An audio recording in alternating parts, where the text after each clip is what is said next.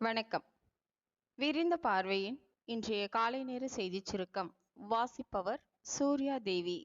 தொடர் தோல்விகளால் எடப்பாடி பழனிசாமியை மாஜி அமைச்சர்கள் புறக்கணிக்க தொடங்கியுள்ளனர்.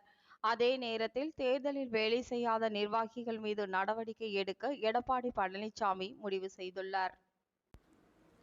விக்கிரவாண்டி சட்டமன்ற தொகுதிக்கான இடைத்தேர்தலில் நாம் தமிழர் கட்சி வேட்பாளராக மருத்துவர் அபிநயா பொன்னிவளவன் என்பவரை அறிவித்துள்ளார் அந்த கட்சியின் தலைமை ஒருங்கிணைப்பாளர் சீமான் அவர்கள்.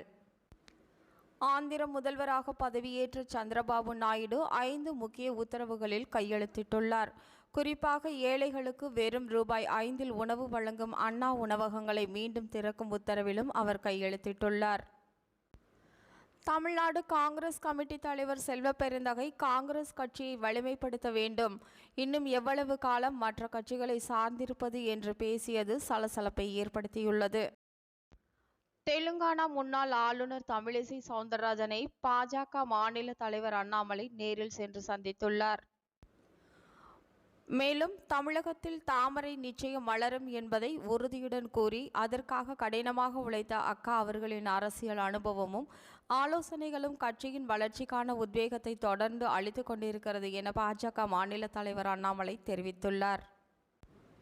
குவைத் தீ விபத்தில் உயிரிழந்தவர்களின் உடல்கள் கொச்சியிலிருந்து தமிழ்நாட்டிற்கு அனுப்பி வைக்கப்பட்டுள்ளது. இந்த தீ விபத்தில் தற்போது வரை 43 இந்தியர்கள் உட்பட 50 பேர் உயிரிழந்துள்ளதாக தகவல்கள் வெளியாகியுள்ளன. மேலும் பலர் மாயமாகி உள்ளதாகவும் பலியானவர்களில் தமிழ்நாடு மற்றும் கேரளாவைச் சேர்ந்த பலர் இருப்பதும் தெரிய வந்துள்ளது.